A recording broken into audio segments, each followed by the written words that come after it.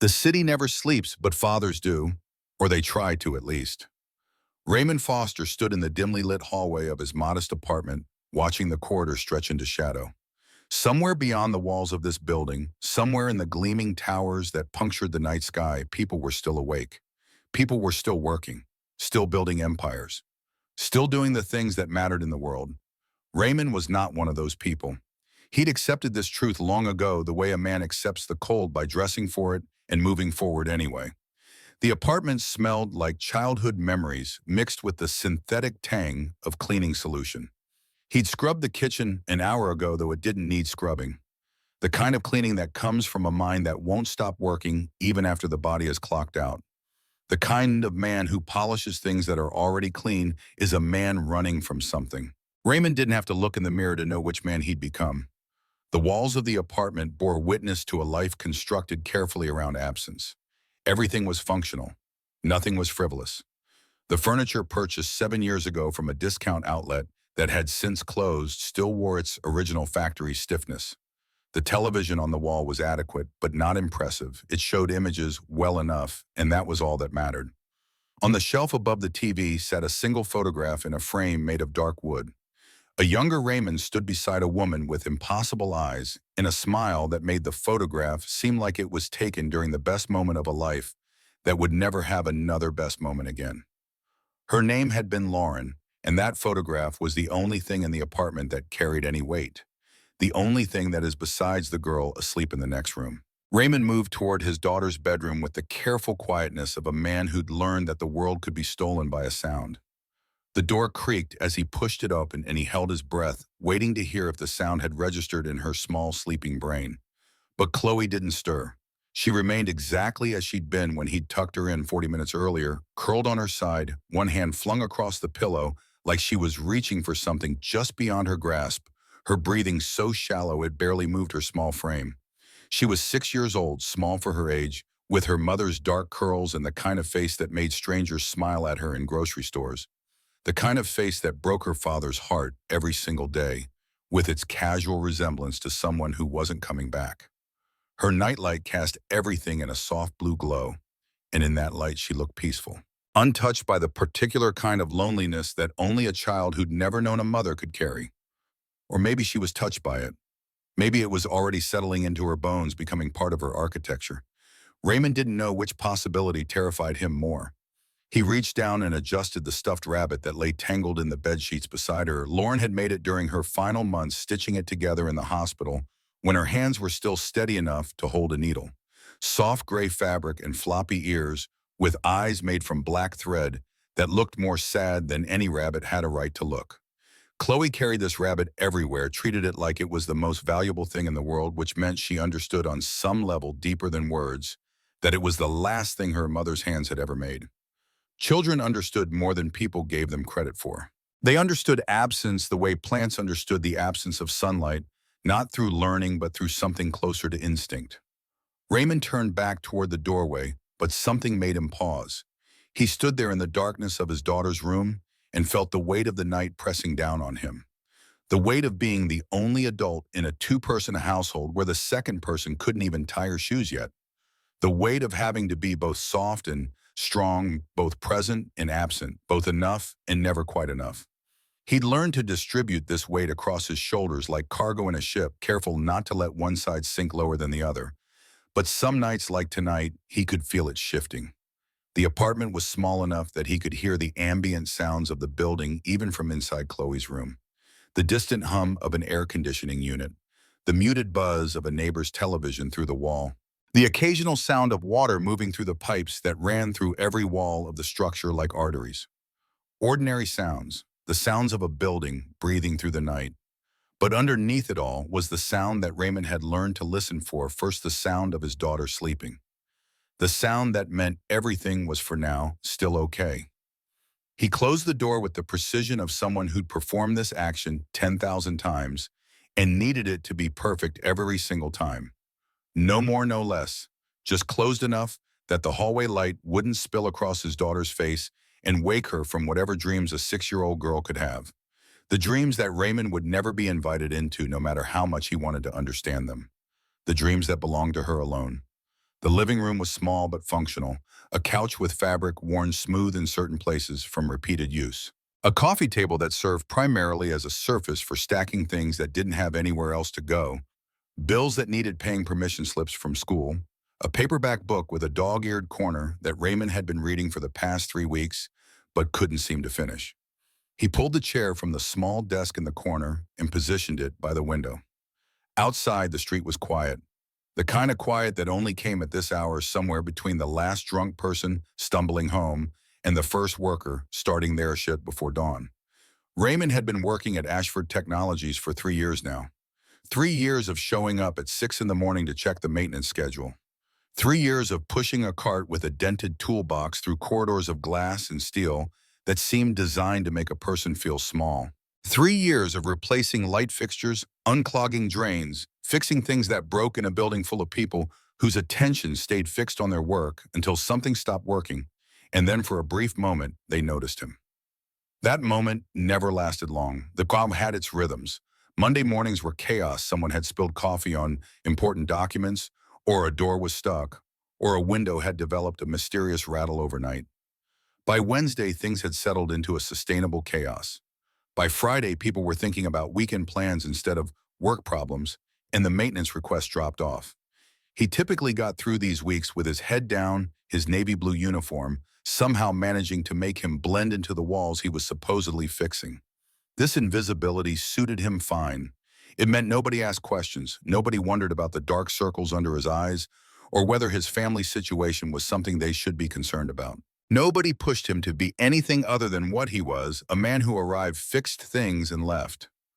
Mrs. Chen in 3B had started watching Chloe on nights when something came up.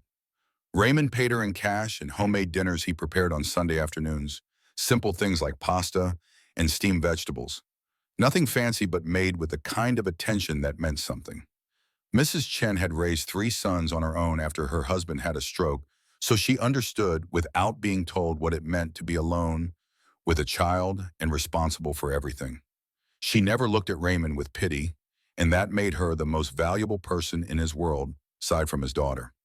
The night in question, the night that would later be marked as the dividing point between before and after, began like any other night. Raymond had picked up Chloe from the after-school program at 4:30.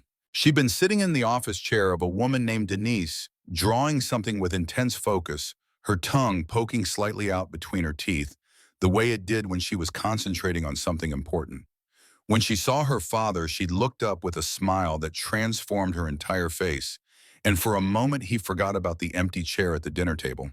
For a moment, he could almost believe that his daughter had everything she needed. They had stopped at the grocery store on the way home. Chloe had wanted fruit snacks, and Raymond had said no, and then 5 minutes of negotiation later, they'd compromised on actual fruit, 2 apples, and a container of blueberries that were on sale. He'd taught her young that compromise was the currency of survival, though he tried to do it in ways that felt like games instead of lessons. At home, he'd given her a snack, some cheese and crackers, and set her up at the small table in the kitchen with her sketchbook and a set of colored markers he'd bought at the dollar store. These markers were his daughter's whole world. They came in a plastic case with 48 colors, and she treated them like an artist in a museum might treat an original Vermeer. She was careful not to press too hard, careful not to let the caps get lost, careful not to mix colors on the paper in ways that would muddy the final result. These were lessons he'd taught her, but she'd absorbed them with an intensity that suggested they came from somewhere deeper than simple instruction. She understood the value of things. She understood care. By 6 o'clock, Raymond had started dinner. Chicken breasts that he'd seasoned with salt and pepper and garlic powder, nothing complicated. Pasta on the side. Steamed broccoli that Chloe would eat if he made it taste interesting enough, with a little butter and salt. This was their routine. 6 o'clock dinner, 6:45 eating together at the small table where she'd been drawing. 7:15 cleanup with Chloe standing on a step stool beside him at the sink, taking responsibility for the dry side of the operation. 7:30 bath time with Bubbles if they had had a good day. 8 o'clock bedtime routine. The bedtime routine was sacred.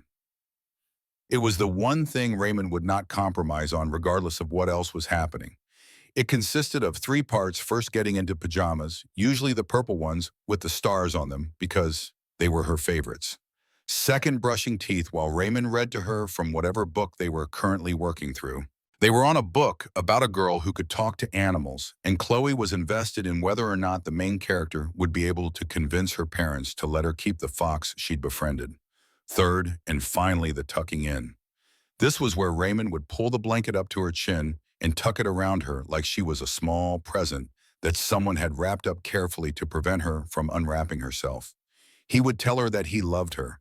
She would tell him that she loved him too. And sometimes on nights when she was still processing something from her day, she would ask questions about her mother. Tonight she'd asked about rainbows. They'd been halfway through the book, Raymond's voice falling into the rhythmic cadence of a man who'd read this particular section multiple times and had started to internalize the pacing. Chloe had been curled against his shoulder, her small body radiating the kind of warmth that only a child's body could produce. And suddenly she'd interrupted. Does mommy like rainbows? The question had come from nowhere, a total non sequitur. But this was how Chloe's brain worked. She made connections that didn't seem connected until you looked at them for a while and realized they made perfect sense. She'd asked about rainbows because the book featured a forest scene where rain was mentioned. Her brain had somehow extended that to rainbows. And from rainbows, she jumped to her mother the same way she always did when something reminded her that there was a piece of her life that was missing. Raymond had paused for a long moment, letting the words settle. He'd learned that these questions deserved time. They deserved thought. They deserved an answer that was more than just the easiest thing to say. I think she did, he'd told her. I think your mom loved a lot of things. She was the kind of person who noticed beautiful things and got excited about them. She would have loved rainbows with you. Would she draw them with me? The question was delivered in that small voice that children could produce, the one that somehow contained the weight of a much larger question. The question underneath the question being, am I loved by someone I'll never meet? Will anyone ever fill this space that's empty inside me? She'd want to more than anything, he'd said. But I can draw them with you. We can make up for it together. Chloe had been quiet after that. She'd rested her head against his shoulder for another 20 minutes, while he continued reading about the girl and the fox in the forest. And then when he'd finished the chapter and gently laid her down in her bed, she'd been asleep before he'd even finished tucking in the blanket. He'd stood in her doorway for a long time after that. The house had seemed incredibly quiet, the kind of quiet that threatened to crack if you leaned on it too hard. Raymond had learned to make peace with this particular kind of silence, but tonight it pressed against him differently. Tonight it felt less like comfort and more like weight. The phone had buzzed while he was washing the dishes, his hands submerged in warm, soapy water, his mind half somewhere else. The message had come through from his supervisor, Marcus, who ran the maintenance operation at Ashford Technologies with the kind of efficiency that suggested he'd worked in the military at some point. Emergency call. Penthouse. Water damage reported. Building manager says CEO specifically requested best technician available. That's you. Can you head over now? The timestamp showed 11:15 in the evening. Raymond had stared at the message for a long moment, his hands still in the water, his mind already running through the calculations. Mrs. Chen lived 4 doors down. She'd said she was available for overnight emergencies. Chloe was asleep. The drive to Ashford Technologies took about 12 minutes if traffic was light, which it would be at this hour. The repair could take anywhere from an hour to 4 hours, depending on what they were dealing with. He'd pulled his hands out of the water and dried them methodically. Then he'd walked to Mrs. Chen's apartment, knocked on the door, and within 10 minutes had confirmed that she would check on Chloe every 30 minutes. He'd left a note on the refrigerator, though Chloe wouldn't be able to read it, just words arranged on paper, a record that he'd said goodbye, even if his daughter wouldn't know about it until morning. The note read, Daddy had to go to work. Mrs. Chen is here. I'll be back soon. Love, Dad. The drive to the building had taken him through empty streets where the city revealed its infrastructure. Traffic lights blinked through their cycles with no traffic to direct. Streetlights illuminated nothing in particular. Closed storefronts with their gates pulled down like eyelids. Raymond had driven through this landscape with the casual familiarity of a man who'd traveled these routes hundreds of times. But tonight there was something different about it. Something electric in the air. Something that suggested the night was holding its breath and waiting for something to happen. The parking garage of Ashford Technologies was underground, a sprawling expanse of concrete and steel that smelled like oil and emptiness. Raymond had parked in the spot assigned to him, Spot 17, a designation that suggested he had enough status to get assigned parking, but not enough to get assigned good parking, and had taken the elevator up to the lobby. The building at night was a different creature than the building during the day. During the day, it thrummed with the sound of people talking and walking and existing in proximity to each other. At night, it was something else entirely. It was a museum of glass and steel and ambition carefully lit to make shadows disappear. The lobby was empty except for the security guard, a man named Thomas, who'd worked there as long as Raymond had, and who'd learned to nod at him instead of asking questions. The building manager, a thin man named Gerald, who always looked like he was about to receive very bad news, was waiting by the elevators. He looked like he was receiving bad news right now, his face arranged in an expression of controlled panic. "It's the penthouse," he'd said without preamble. "Master bathroom. Pipe corroded. Apparently it gave out about 20 minutes ago. Water everywhere. The CEO is very upset. Ashford Technologies occupied the top 15 floors of the building. The 35-floor structure had been specifically designed to ensure that the top floors, where the executives worked, were separated from the lower floors, where ordinary employees spent their days. It was as if the building itself had been constructed to enforce the hierarchy that the company's organizational chart suggested. The elevator that led to the top 15 floors required a special key card, which the building manager now handed to Raymond with hands that were actually trembling slightly. "Don't touch anything you don't have to touch," Gerald had instructed, his voice urgent. "Don't speak to her unless it's necessary. The CEO values her privacy. You understand? You fix the leak, you document what you did, and you leave. That's it." Raymond had never been to the penthouse before. He'd worked on the executive floors, replacing light fixtures, unclogging drains, the usual maintenance. But the penthouse was different. The penthouse was the domain of the most powerful people in the organization, and even though his job gave him technical access, there was a social barrier that his presence would cross. He'd accepted this long ago, the way a servant in a medieval manor might have accepted that certain rooms were not for people like him, that this was simply how the world was organized.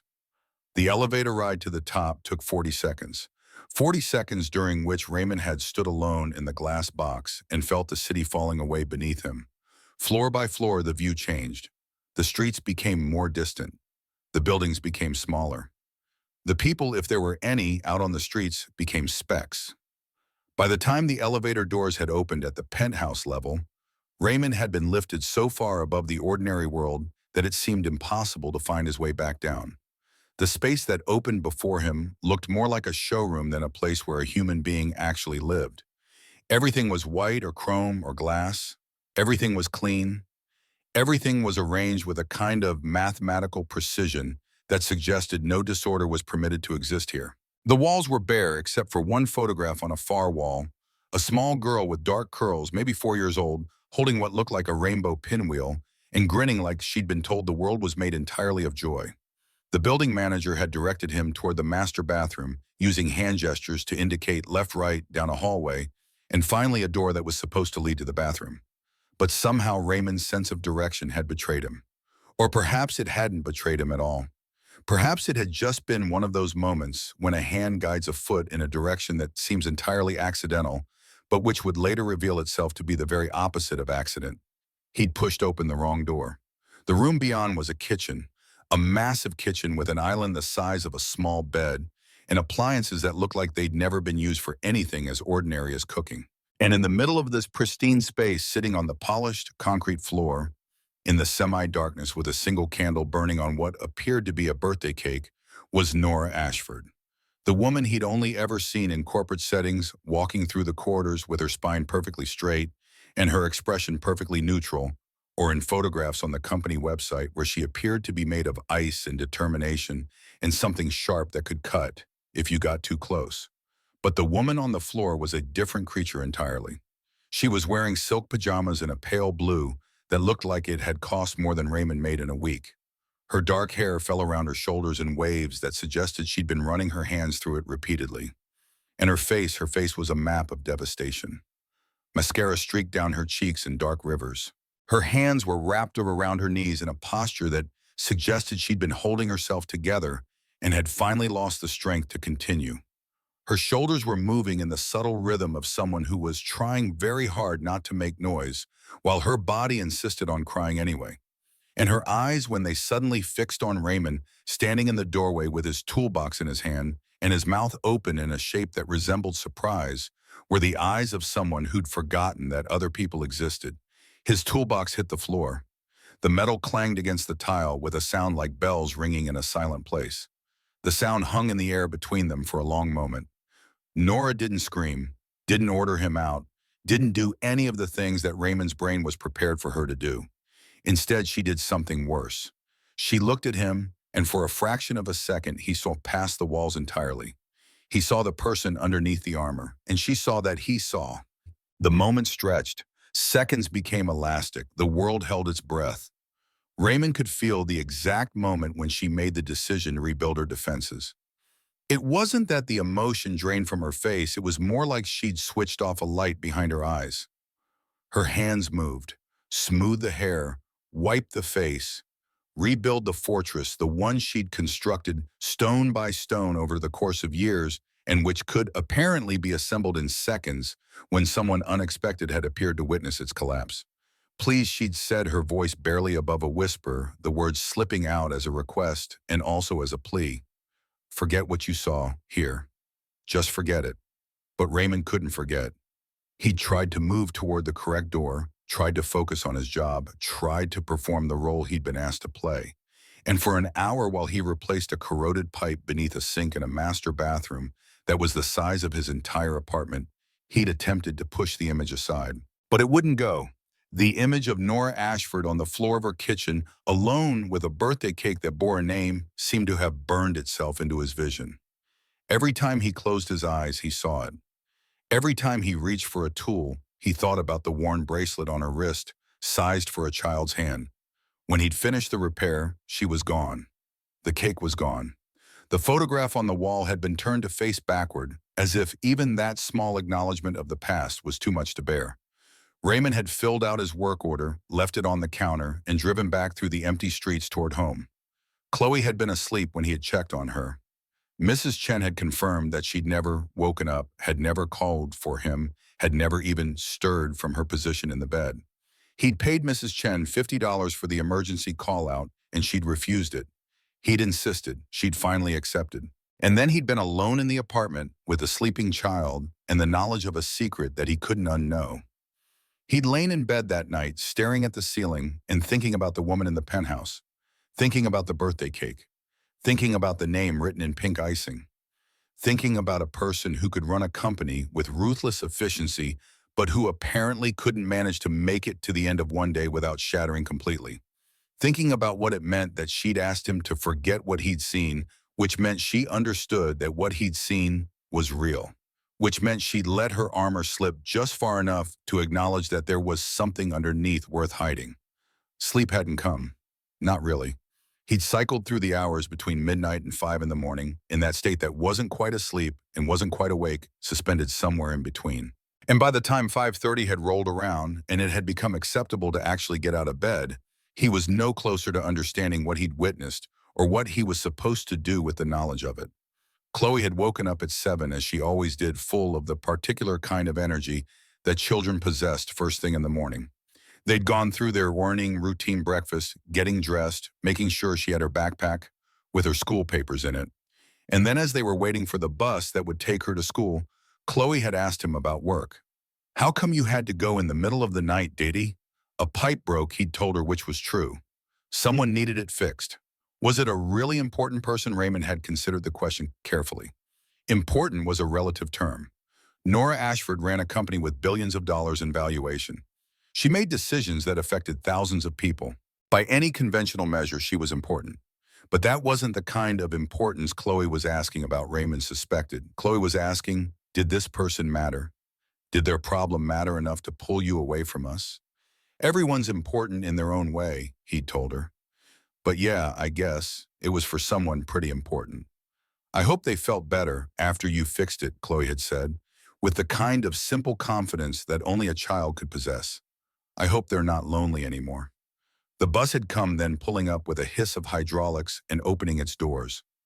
Chloe had climbed up the steps and found her seat near the back, and Raymond had watched the bus pull away, thinking about what his daughter had said, about loneliness, about hoping someone would feel better, about the assumption that fixing broken things necessarily made people feel better, when sometimes the brokenness went deeper than pipes and corroded metal.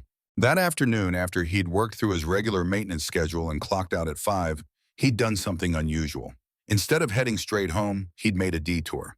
The Ashford Technologies building had a small lobby area with some furniture and a coffee station. He'd never spent time there because it wasn't his place to spend time there. The coffee was for employees, and the seating was for people waiting to talk to people who mattered. But he'd gone down to the lobby and had found a position where he could see into the lobby from a vantage point that wouldn't immediately reveal his presence.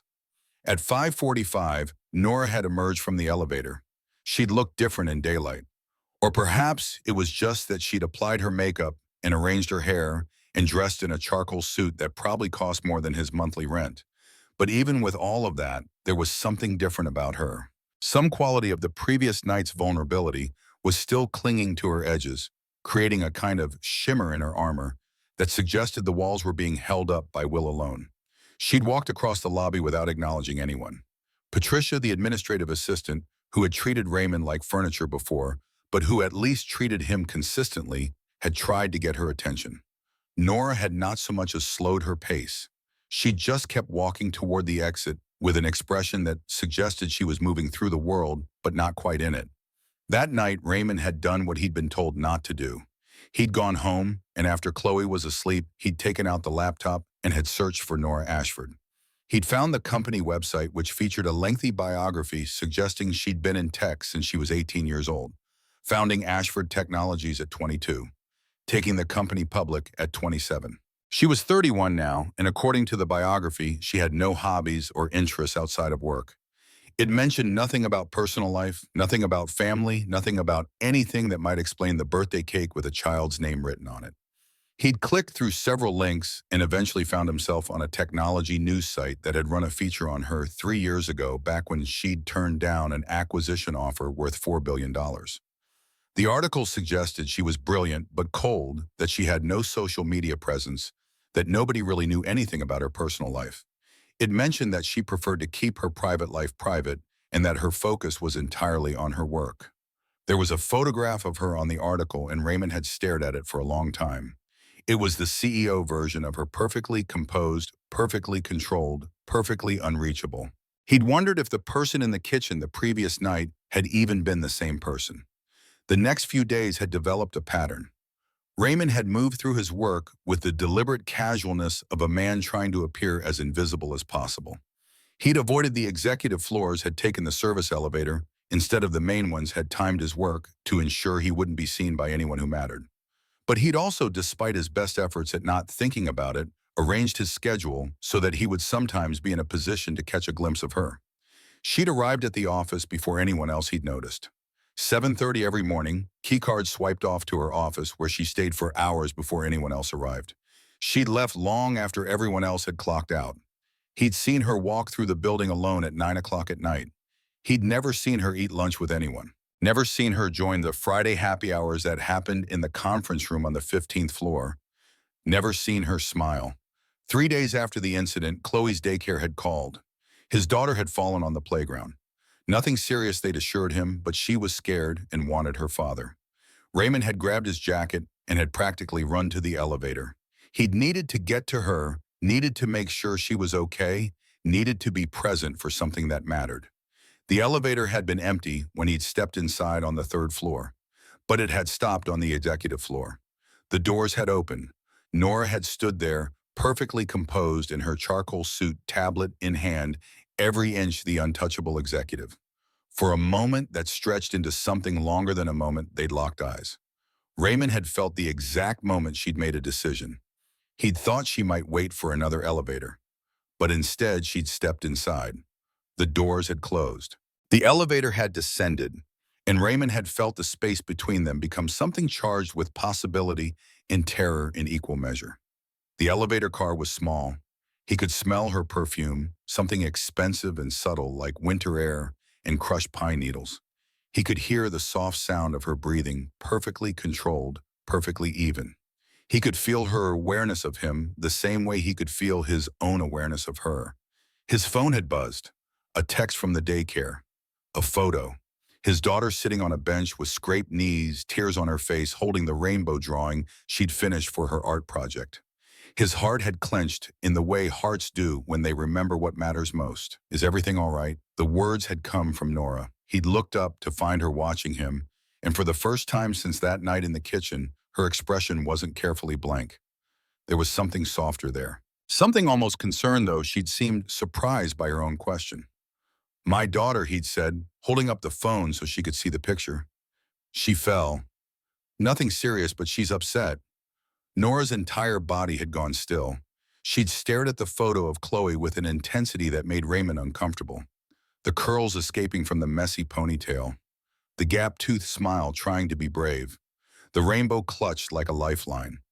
Nora's hand had moved to the bracelet on her wrist, and she'd twisted it once, twice, the motion clearly unconscious, but no less revealing. How old is she? Just turned 6 in September, Raymond had said, hesitating, sensing that he was stepping into territory he didn't fully understand. Something had flickered across Nora's face. There and gone so quickly he'd almost missed it. Pain raw and immediate, like someone had pressed on a wound that never healed. The elevator had dinged, announcing the lobby. Nora had blinked, and the mask had slid back into place. I hope she feels better soon, she'd said, and then she'd walked away, leaving Raymond standing in the elevator with the unsettling feeling that he'd just witnessed something important. Something that would matter, though he couldn't explain why or in what way. That night, after Chloe had shown him her scraped knees and had been convinced that she was going to survive, and had been fed dinner and had gotten to bedtime, Raymond had told her a story. Not the fairy tale they'd been reading through, but something different. Something about a queen who lived in a tall tower at the top of the city and who had forgotten how to smile because she was so busy trying to be important that she'd forgotten to be happy. Chloe had listened with her serious face on, the one she wore when she was thinking hard about something important. And when he'd finished, she'd asked a question that had stopped him cold. Why doesn't anyone help her? Raymond had tucked the blanket around his daughter and had searched for an answer that would make sense to a 6-year-old. Sometimes people don't know how to ask for help, he'd told her, and sometimes people think they don't deserve it. They build walls so high that nobody can see them inside anymore. Chloe had processed this information with the seriousness of a small philosopher. And then she'd done what Chloe did in moments of contemplation. She'd gotten out of bed, she'd grabbed her crayons and construction paper from the corner of her room, and she'd started drawing. She'd worked for 20 minutes while Raymond watched his heart doing something complicated in his chest. And then she'd held up her creation. A rainbow, bright and cheerful, with words written in her careful first-grade handwriting. At the bottom, "You are not alone." She'd drawn 2 stick figures holding hands beneath the rainbow, one tall with dark hair, one small with curls. Can you give this to the sad queen? The question had hung in the air between them. Raymond had known with absolute certainty that this was a line he shouldn't cross, that giving a drawing from his daughter to his boss was inappropriate, that it would create a dynamic that couldn't be uncreated, that it was better to leave well enough alone and let sleeping ghosts remain sleeping. But then he'd thought about the birthday cake, about Olivia, about the woman in the kitchen floor, about what it had cost her to ask for help, even if she'd phrased it as a request to be forgotten. "Yeah, sweetheart," he'd said, taking the drawing. "I'll make sure she gets it."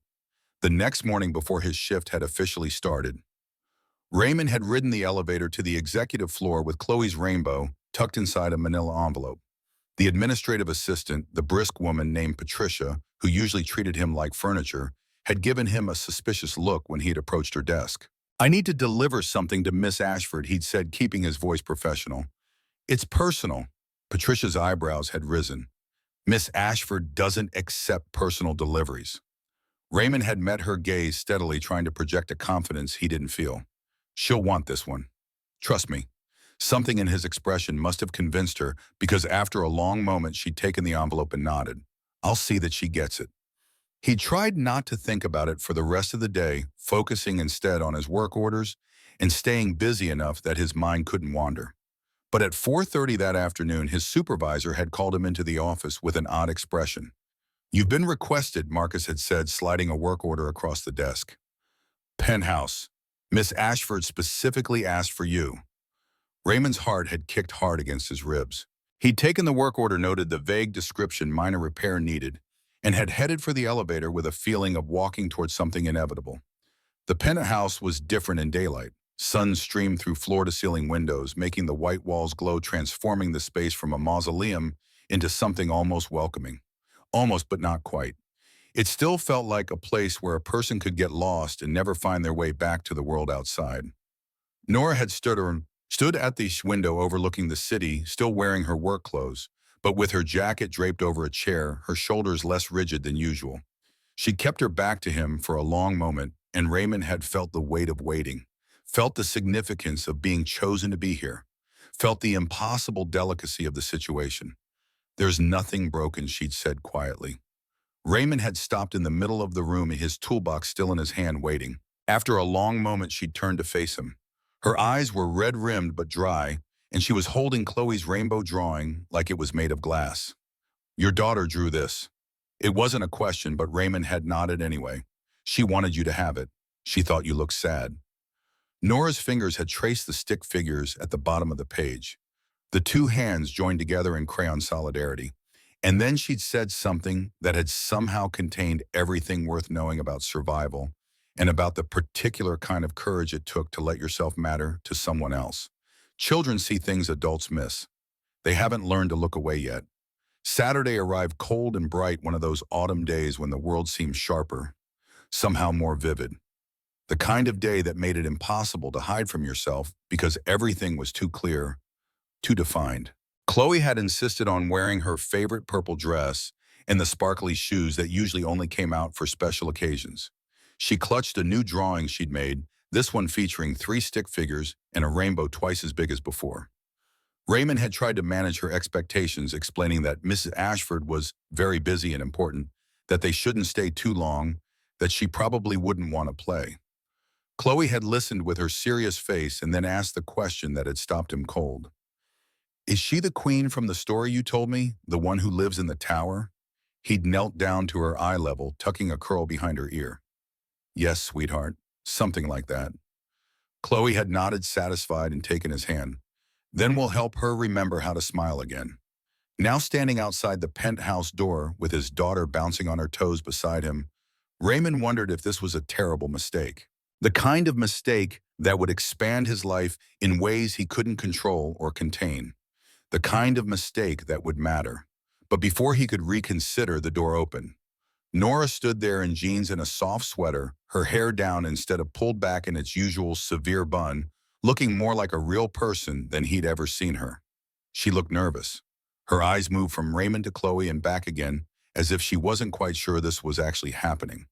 Hi, Chloe said immediately before Raymond could manage a greeting. I'm Chloe and I'm 6 years old. And I drew you another rainbow because Daddy said you liked the first one, and that's really pretty bracelet. And are you really a queen? Nora blinked, clearly startled by the onslaught of words, and then something miraculous happened. She laughed, actually laughed, a sound so genuine and surprised that it transformed her entire face. I'm not a queen, she said, kneeling down to Chloe's height. But thank you. I love your dress. Purple is a wonderful color. Chloe beamed and held out her drawing. This one's even better. See, there's you and me and Daddy, and we're all standing under the rainbow so the sad feelings can wash away. Nora took the drawing with careful hands, studying it like it was a masterpiece in a museum. Her eyes went bright with tears, but she was smiling too. It's perfect, she told Chloe. Seriously, the most beautiful rainbow I've ever seen. Would you like to help me hang it on my refrigerator? Chloe nodded enthusiastically and took Nora's offered hand like they'd known each other forever, chattering away about her art teacher and her friend who could draw horses and how she wanted to paint her whole room rainbow colors, but Daddy said that was too much. Raymond followed them inside, watching as his daughter's natural exuberance slowly chipped away at Nora's careful composure. By the time the pizza arrived, Chloe had learned that Nora liked pepperoni and hated mushrooms, that she'd never had a pet, but always wanted a dog, that she knew how to say hello in 6 different languages. Nora had learned that Chloe's favorite color changed daily, that she wanted to be an artist, or maybe a veterinarian, or possibly both. that she missed her mommy but knew she was watching from heaven with the angels. The conversation flowed easily, Chloe asking questions with the fearless curiosity of childhood, Nora answering with increasing warmth. They laughed together over a shared slice of pizza, and Nora's laughter sounded like something that had been locked away too long and was grateful to finally be released. Then over a half-eaten slice, Chloe asked the question Raymond had been dreading. "Do you have any kids, Miss Ashford?" The room went very quiet. Raymond opened his mouth to redirect to save Nora from having to answer, but she held up one hand to stop him. She set down her pizza, carefully wiped her hands on a napkin, and looked at Chloe with an expression that was both sad and serene. "I did," she said softly. "I had a daughter named Olivia. She would have been 9 years old now." Chloe processed this with the matter-of-fact acceptance children brought to difficult truths. "Did she go to heaven with my mommy?" Nora's voice wavered. "Yes, I think she did." Chloe nodded, satisfied with this answer. "That's good. Mommy needs friends too. She gets lonely sometimes. Daddy told me." She paused, tilting her head with the precision of a small philosopher. "Do you get lonely?" Nora glanced at Raymond, her eyes shining, and he saw the exact moment she decided to stop pretending. "Yes," she admitted, "I get very lonely." Chloe slid off her chair and walked around the table to where Nora sat without asking permission. She climbed into Nora's lap and wrapped her arms around her neck in a fierce hug. "You don't have to be lonely anymore," she declared. "Me and Daddy are good at keeping people company." "Right, Daddy?" Raymond's throat was too tight to answer right away. He watched Nora's face crumple, watched her arms come up slowly to hold his daughter, watched tears slip down her cheeks as she buried her face in Chloe's curls. It was the kind of moment that felt too private to witness and too important to look away from. "Right," he finally managed to say, his voice rough. "We're pretty good at that." They stayed for hours. Chloe insisted on showing Nora her entire collection of drawings, which Raymond had brought along in a folder, and Nora examined each one with genuine interest, asking questions about color choices and inspiration. At some point, they ended up on the floor of the living room with Chloe demonstrating her very serious technique for drawing perfect clouds while Nora and Raymond sat on the couch watching. "Thank you," Nora said quietly, so only he could hear. "For this. For letting me."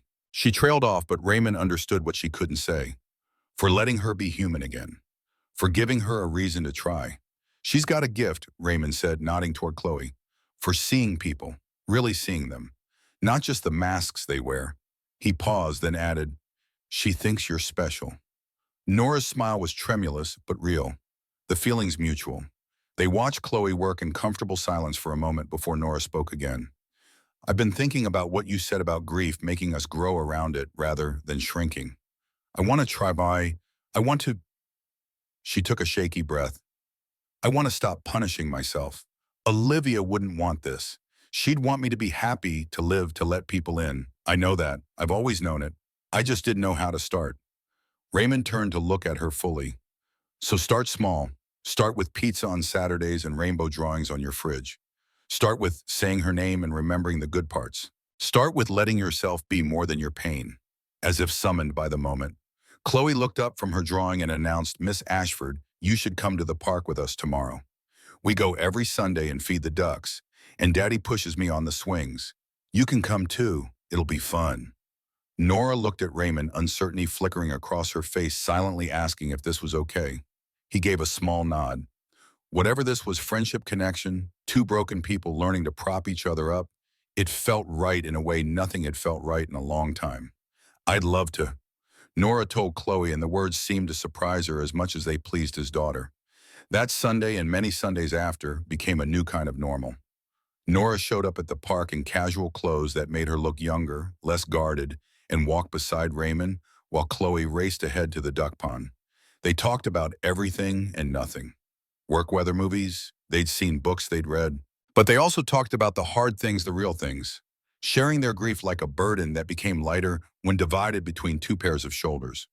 Nora told him about Olivia's obsession with fairy tales, how she'd insisted on wearing princess dresses to preschool every day. Raymond told her about Lauren's terrible jokes and her uncanny ability to burn even the simplest dinners.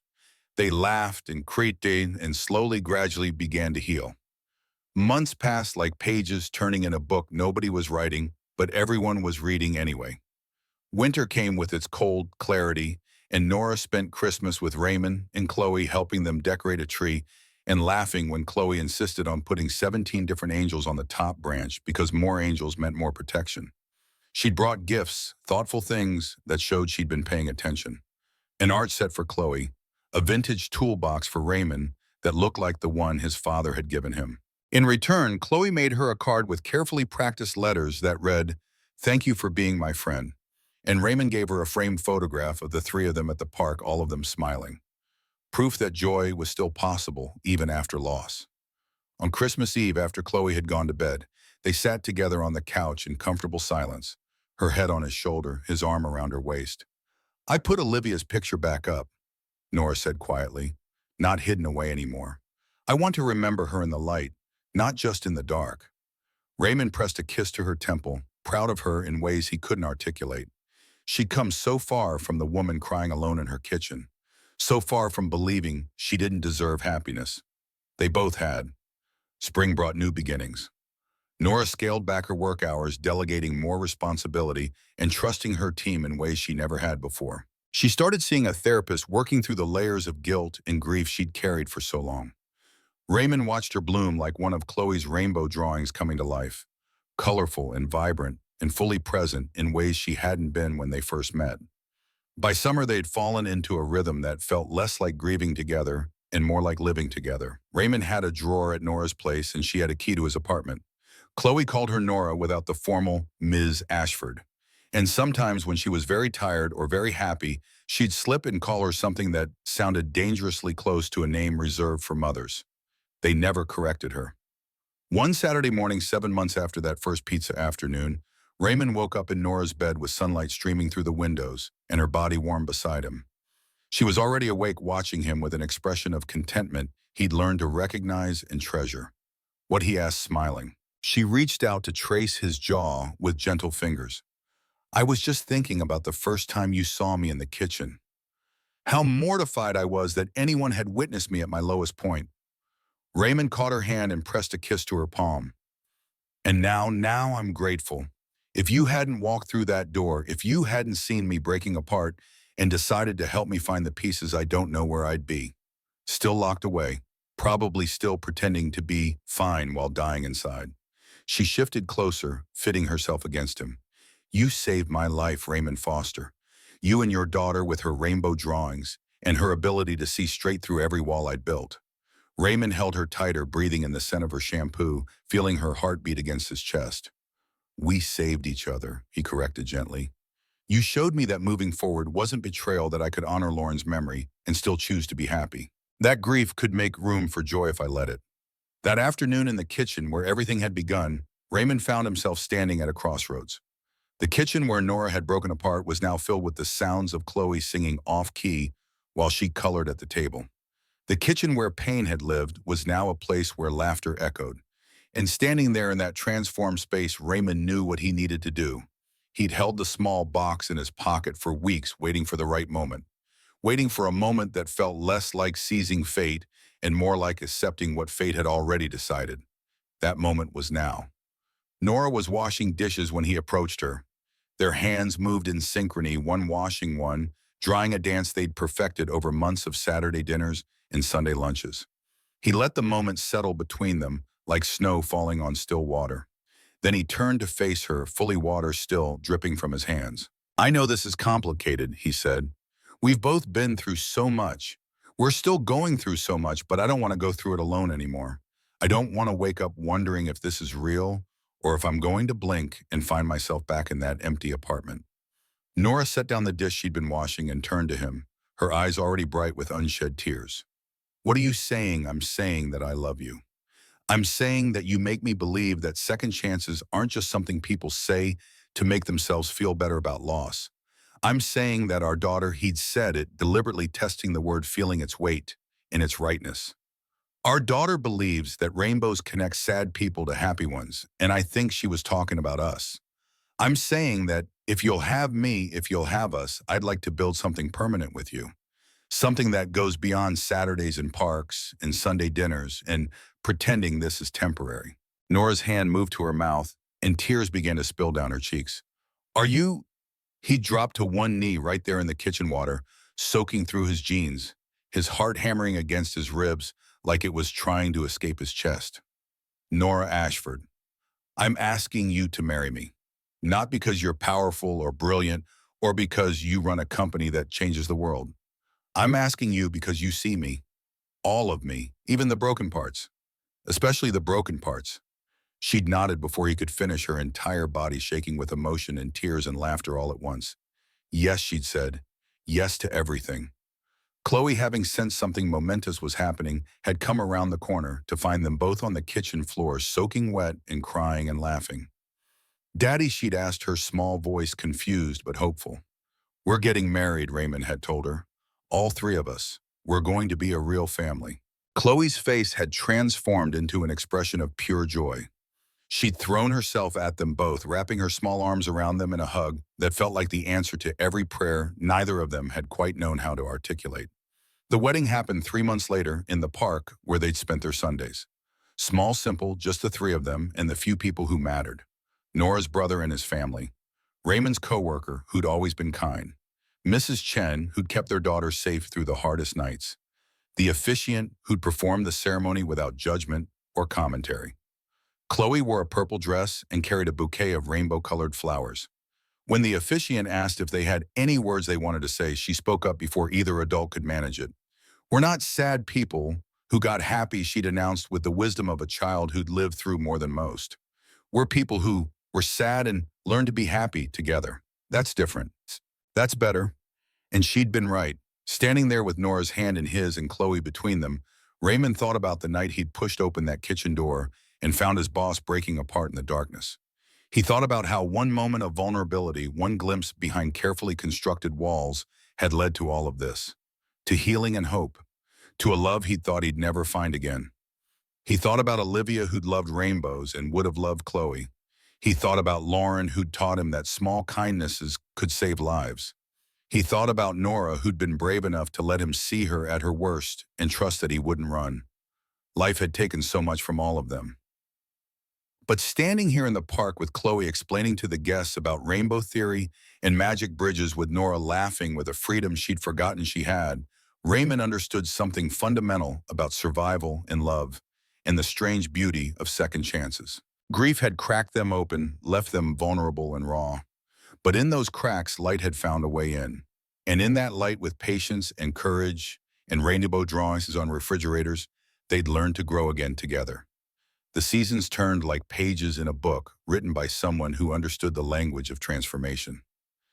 3 years had passed since that first Saturday afternoon when Chloe had walked into Nora's penthouse and changed the trajectory of all their lives.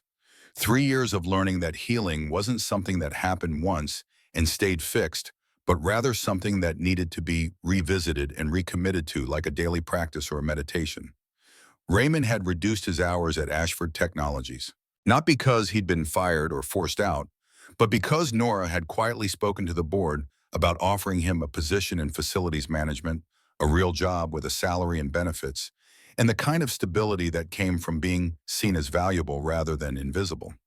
It had taken some convincing on his part. He'd resisted at first, worried that it was nepotism or that he was climbing above his station. But Nora had been patient with his resistance, the way she'd learned to be patient with all the ways grief had taught him to doubt his own worth. Patricia, the administrative assistant, who'd once looked at Raymond like he was furniture, had become something close to a friend. She'd been at the wedding, had cried during the ceremony, and now occasionally brought cookies to the office that she left on his desk with a note that said things like, "For Raymond's good taste in women," or "Someone needed to make that ice queen human again." Raymond suspected Nora had told her the story. Suspected that people who worked with Nora now understood her differently because they could see evidence in her that people could change if given permission and love and the right person to witness their transformation. Work at the company had shifted too. Nora had implemented a mental health program for employees. She'd scaled back the aggressive acquisition strategy that had once defined her company's identity. She'd started a charitable foundation in Olivia's name that funded research into childhood safety and trauma recovery. She'd become the kind of leader who could walk through the office and know people's names, who asked about their families, who understood that the spreadsheets and profit margins were just numbers until they connected to actual human lives trying to survive in the real world. The penthouse remained their primary residence, but it had transformed. The white walls now held color, not overwhelming amounts, but strategic splashes of it. Chloe's rainbow drawings covered the refrigerator in a chaotic collage that Nora had refused to organize or remove. A framed photograph of Olivia now hung on the wall where the single picture had once stood. Beside it hung photographs of Lauren, and beside those hung photographs of all of them together, Raymond, Nora, Chloe, in various states of happiness that had been earned through survival. Chloe had started second grade now. She was 7 years old and had developed a theory about people that she explained to anyone who would listen. Everyone has sad stories hiding inside them, she would tell other children at school. Even people who look happy. You just have to be patient and help them find the happy stories too. Raymond suspected she'd learned this from watching her father and her mother. The word had finally stopped sounding strange in his mouth, navigate their way toward each other through the minefield of their shared grief. One Sunday afternoon in autumn, much like the autumn when all of this had begun, Raymond found Nora standing on the balcony of the penthouse. She was watching the city stretch out below them, watching people move through their days with the casual assumption that tomorrow would come and that life would continue on its ordinary trajectory. She was holding the worn photograph of Olivia in one hand. "Do you think she'd like what we've built?" Nora asked without turning around. Raymond came to stand beside her, close enough that his arm brushed hers. "I think she'd like that we're happy. I think she'd like that we're taking care of each other. I think she'd like that her name is remembered, that her story didn't end when she stopped breathing." Nora was quiet for a long moment. "I had a dream last night," she finally said. "I was at the park, the one where we used to go every Sunday, and I saw Olivia on the swings. Not as she was when she died, but older. Maybe like she would be now. And she was swinging so high, Raymond. So impossibly high, and she was laughing." Raymond reached over and took her hand. "It sounds like she was flying." "That's what I thought too. And then she looked at me and she said, 'You're happy now, Mama. That's what I wanted.' And when I woke up, I realized that whether it was a dream or whether it was something more, the message was the same. I was allowed to be happy. Olivia wouldn't want me destroying myself. She never would have. I was the one who needed permission to stop." The city continued its hum beneath them. People continued their lives in the streets far below. The world continued its rotation, indifferent to the small miracles of healing that happened in penthouse apartments and parks and kitchen, where broken people learned to become whole again, or at least whole in a different way than they'd been before. That evening, after Chloe had gone to bed, Raymond and Nora sat together on the couch. They'd developed a routine where they would sit in comfortable silence for a while before talking about the day, processing what had happened, letting the weight of existence settle on them in ways that felt manageable when shared between two people. "I've been thinking about something," Nora said, "about what Chloe believes about rainbows, about them being magic bridges that connect sad people to happy ones." Raymond turned to look at her. "What about it? I think she's onto something. Not magic in the literal sense, maybe, but something that works like magic. Something that connects people across the distances that might otherwise keep them separate. I think we were sad people, and I think somehow through a series of choices and accidents and moments that could have gone 1,000 different ways, we became connected by a rainbow." She reached over and took his hand, threading her fingers through his. The bracelet Olivia had worn sat on her wrist, not hidden anymore, but worn openly as a reminder of everything she'd lost and everything she'd found again by being brave enough to let someone see her breaking. "I don't know if Olivia and Lauren are watching from somewhere. I don't know if there's an afterlife or if consciousness continues or if, when we die, we just stop. But I know that their love shaped who we became. And I know that because they loved us, we learned how to love each other. And because we love each other, Chloe is growing up knowing that grief and joy can exist in the same heart. That loss doesn't mean the end of possibility. That families come in all different shapes and configurations, and the ones that matter are the ones where people choose each other deliberately." Raymond pulled her closer, letting her rest her head on his shoulder. The penthouse lights twinkled below them, each light representing another life, another story, another person navigating the difficult terrain of trying to survive in a world that didn't always make survival easy. At work the next day, Raymond found himself in the maintenance office, when one of the younger technicians came to him with a problem. There was a leak in the 15th floor bathroom, the tech said. Nothing major, but it needed fixing. Raymond had grabbed his toolbox, the vintage one Nora had given him for Christmas that first year, the one that reminded him of his father, and had headed upstairs. As he worked, he found himself thinking about that first night when he'd been called to fix something in the penthouse. How that single moment had contained the seeds of everything that followed. How a leak in a pipe had somehow led to the most important transformation of his life. How sometimes the things we thought were breaking us were actually the things that were opening us up to the possibility of being healed.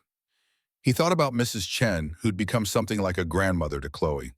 He thought about Patricia, who'd witnessed the transformation of her boss and had somehow become softer herself, more willing to acknowledge her own grief and loss. He thought about Marcus, his supervisor, who'd quietly commented one day that he'd never seen the company operate better since the CEO had gotten happier. That evening, Raymond picked Chloe up from school. She was bursting with news about a project she'd been assigned to draw what she thought heaven looked like. She'd spent the whole ride home describing her vision. There were rainbows, of course, and flowers that never died, and people who got to see their loved ones again, but not in a way that made them sad, in a way that made them grateful. "Can I tell you something?" Chloe had asked as they pulled into the parking garage. "Of course, sweetheart. I think Mommy and Olivia are friends there. I think they're not lonely anymore because they found each other. And I think they're happy we found each other too." Raymond had pulled the car into their spot and had turned to look at his daughter. "And what makes you think that? Because that's what rainbows do, Daddy. They connect sad people to happy ones. And all of us were sad, but we all found each other. So we made it work. We made the rainbow real."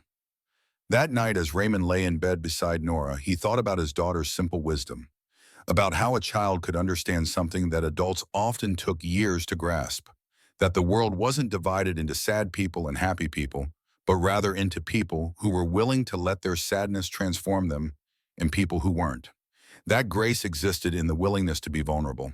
That healing happened not because pain disappeared, but because pain was allowed to exist alongside joy, and somehow both could be held in the same heart without destroying it. The story they'd been living, the one that had begun with a broken pipe and a woman crying alone in a kitchen, had taught him something that he'd tried to pass on to Chloe, and which Chloe in her infinite wisdom had already begun teaching to others. That families weren't always created through biology. Sometimes they were created through choice and love, and the willingness to show up for each other even when the world suggested that you should protect yourself instead. Raymond thought about the woman beside him who'd built an empire and then realized that the empire was meaningless without someone to share it with. He thought about the daughter who'd been taken from her and how instead of letting that loss define her, Nora had found a way to honor that loss by building something new.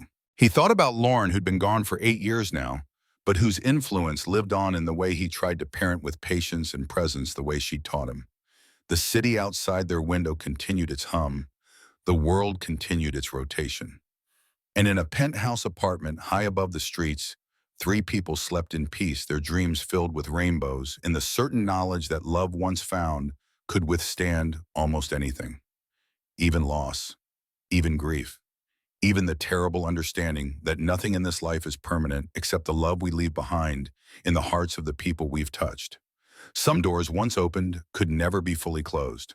Some moments once experienced could never be unfelt. Some people once met could never be forgotten. And sometimes in the most ordinary of circumstances, a broken pipe, a maintenance call, a decision to be kind, the entire trajectory of a life could be altered in ways that would echo forward through time, shaping not just the person who walked through that door, but everyone they would ever meet afterward. This was the real magic, not the kind in fairy tales, but the kind that happened when broken people found each other and realized that their brokenness wasn't something to hide but something to share. That grief could be a bridge instead of a wall. That loss could lead to finding. That sometimes the most important doors were the ones you opened by accident. Raymond Foster had walked into a kitchen one night expecting to fix a pipe. Instead, he'd found the opening to his future. And standing at the edge of that opening, he'd had the courage to step through. That was the real rainbow. That was the real magic. That was the real second chance.